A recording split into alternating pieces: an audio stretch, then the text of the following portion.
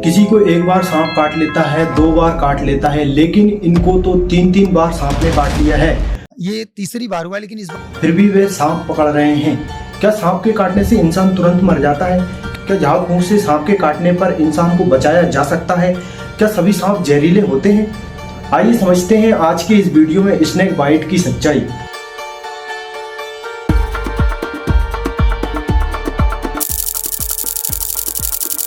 नमस्कार साथियों, भारत में हर साल लगभग 50,000 लोग सांप के काटने से मर जाते हैं, जो दुनिया भर में होने वाली मौतों का लगभग आधा है। इस आर्टिकल को देखिए, जिसमें बताया गया है कि 2000 से लेकर 2019 के बीच भारत में 12 लाख तक मौतें हुई है, यानी कि 58,000 मौतें पर ईयर। इसी बीच एक किसान की घटना सामने आती है, जिनको सांप के काटने से अपने पैर को भी कटवाना पड़ गया। इनका नाम है देवेंद्र।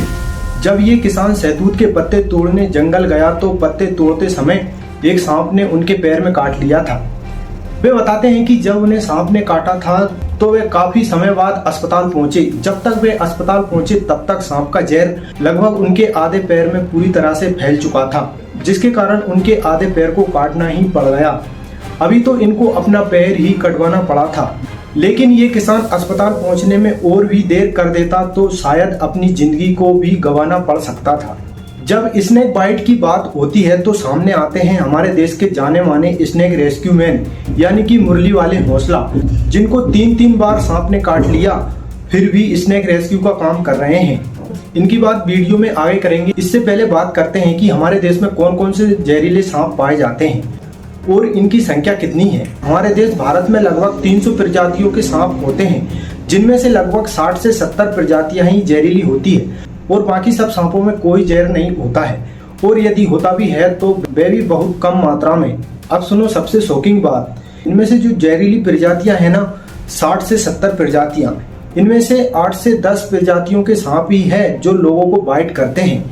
इनमें से सबसे पहला नाम आता है इंडियन कोबरा का, यानी हमारे नाग देवता का, जो कि सबसे ज्यादा जहरीला होता है।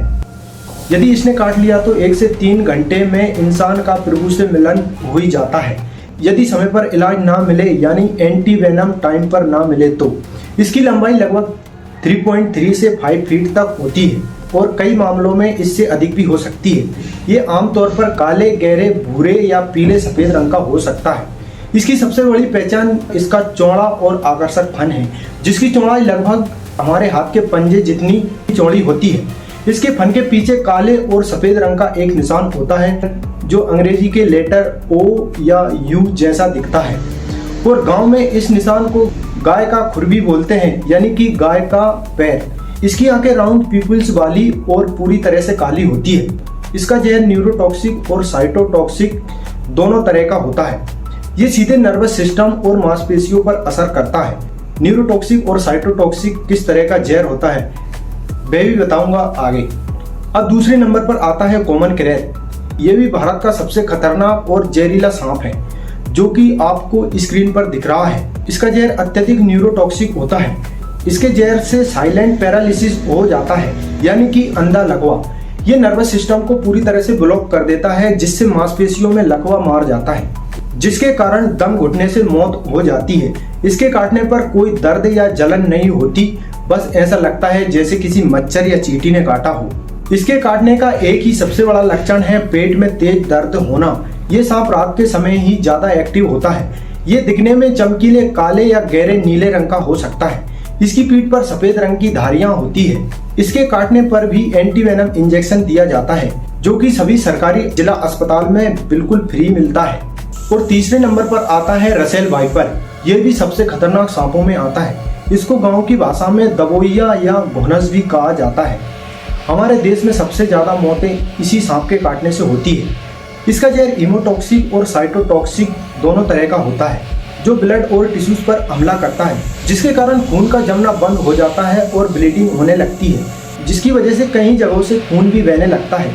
काटने वाली जगह पर बहुत दर्द, सूजन और छाले पड़ जाते हैं। ये सांप पीछे की ओर मुड़कर या स्प्रिंग की तरह अचानक कूदकर हमला करता है। इस वीडियो को देखते समय कई लोगों को लग रहा होगा कि कहीं हमारे आसपास तो सांप नहीं है। हो सकता है, देख लीजिए। जब इसको खतरा महसूस होता है तो ये अपने शरीर को गोल छल्ले जैसा बना लेता है। ये सांप हवा को खींचकर फिर बेहद तेज हिसिंग यानी फुफकार की आवाज निकालता है, जो प्रेशर कुकर की सीटी जैसी सुनाई देती है। इसका रंग पीला या भूरा होता है और इसकी पीठ पर गहरे रंग के गोल गोल दानों की 3 कतारें बनी होती है। इसी बनावट के कारण लोग अक्सर इसे अजगर का बच्चा समझने की भूल कर देते हैं। अब चौथे नंबर पर आता है सो स्कॉल्ड वाइपर। ये भी दुनिया के सबसे जहरीले सांपों में से एक माना जाता है।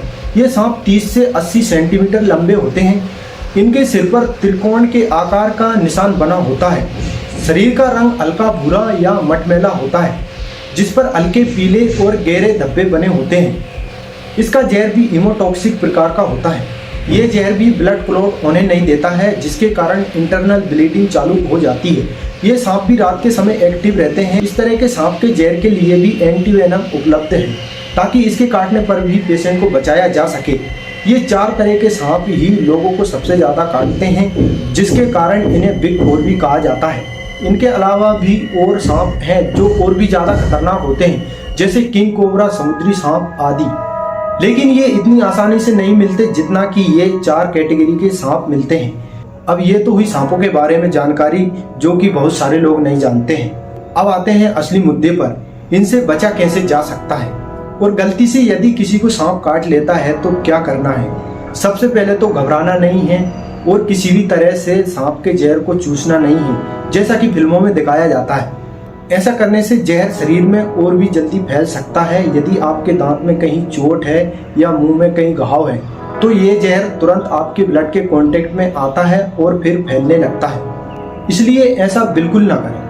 आपको सिर्फ करना ये है कि जिस जगह पर सांप ने काटा है उस जगह को साफ पानी से अच्छे से धोना है, लेकिन रगड़ना नहीं है। और उस अंग को ज्यादा हिलाना डुलाना नहीं है, हाथ हो या पैर। संभव हो तो उस सांप को याद रखें, उसका रंग, आकार, उलिया, ताकि डॉक्टर को इलाज करने में आसानी हो सके। लेकिन इन सब चीजों में ज्यादा समय बर्बाद ना करें। जितना जल्दी हो सके उतना जल्दी किसी नजदीकी जिला अस्पताल पहुंचे, जहां एंटीवेनम इंजेक्शन उपलब्ध हो। किसी भी तरह की झाड़ फूंक या बाबा ढोंगियों के चक्कर में ना पड़े। ये जहर होता है जो शरीर में अंदर जाता है। इसको झाड़ फूंक या किसी बाबा की शक्ति से नहीं निकाला जा सकता। इसको सिर्फ एंटीवेनम इंजेक्शन से किल किया जा सकता है। यदि आपने कहीं देखा या सुना होगा कि किसी को सांप ने काटा और उसको किसी झाड़ फूंक या बाबा ने सही कर दिया, ये बात पूरी तरह से गलत है और अंधविश्वासी है। जिस किसी को सांप ने काटा और वह इंसान बच गया और कुछ ही समय बाद वह पूरी तरह से ठीक हो गया, तो ये किसी झाड़ फूंक या बाबा का चमत्कार नहीं है। ये उसी सांप का कमाल है जिसने उसको काटा था। अब आप बोलोगे कि ये कैसे हो सकता है। ये ऐसे हो सकता है कि वह सांप असल में बिल्कुल जहरीला था ही नहीं। हाँ, यह बात सच है, कोई झूठ या हवाई वाली बात नहीं है। भारत में लगभग 70 से 90% सांप ऐसे पाए जाते हैं जिनमें किसी भी प्रकार का कोई जहर नहीं होता है। ये बात मैं नहीं बोल रहा हूँ, आप खुद गूगल पर सर्च करके देख सकते हैं। इसलिए इंसान झाड़ फूंक का भरोसा कर बैठते हैं, जो कि बहुत ही गलत चीज़ है। ये है मुरली वाले हौसला, जिनकी बात मैंने वीडियो के शुरू में की थी। इनका असली नाम मुरलीधर यादव है, जो कि उत्तर प्रदेश के जौनपुर जिले के रहने वाले हैं। ये कई सालों से स्नेक रेस्क्यू का काम कर रहे हैं। ये सांपों को इंसानी बस्तियों से पकड़कर सुरक्षित जंगलों में छोड़ देते हैं। ये बताते हैं कि इनको 3 बार सांप ने काट लिया है, फिर भी वे ये काम कर रहे हैं। जब इनको तीसरी बार सांप ने काटा था तो किसी नॉर्मल सांप ने नहीं काटा था, ये था कोबरा। हाँ, वही इंडियन कोबरा जिसको हम नाग बोलते हैं। इनको इतनी तेज काटा था कि सांप के 2 दांत उनकी उंगली में ही रह गए थे। इन्होंने उस सांप को वहीं नहीं छोड़ा, उसको पकड़कर अपनी गाड़ी की डिग्गी में बंद किया और अपने साथ ही उसको भी लेकर गए।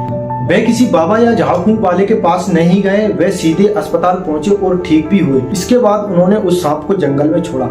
इसलिए कहते हैं जागरूक बनो, आंख बंद करके किसी पर भरोसा नहीं करना है।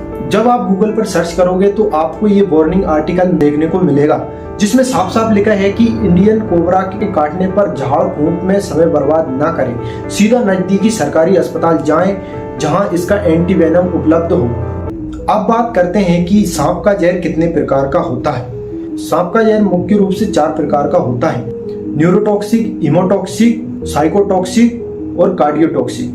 पहला है न्यूरोटॉक्सिक। ये जहर सीधे मस्तिष्क और तंत्रिका तंत्र यानी नर्वस सिस्टम पर हमला करता है। इसके प्रभाव से इंसान के शरीर के अंग काम करना बंद कर देते हैं। इस तरह का जहर कोबरा और करैत जैसे सांपों में पाया जाता है। दूसरा है हीमोटॉक्सिक। ये जहर खून को प्रभावित करता है। इसके प्रभाव से रेड ब्लड सेल्स मरने लगते हैं, जिससे खून का थक्का जमना बंद हो जाता है और इंटरनल ब्लीडिंग चालू हो जाती है। ये जहर वाइपर प्रजाति के सांपों में पाया जाता है। तीसरा है साइटोटॉक्सिक। ये जहर काटने की जगह पर शरीर की सेल्स और टिश्यूज को नष्ट कर देता है, जिसके कारण प्रभावित अंग सूज जाता है और दर्द होने लगता है। स्किन नीली पड़ने लगती है और कुछ समय बाद वह अंग सड़ने लग जाता है।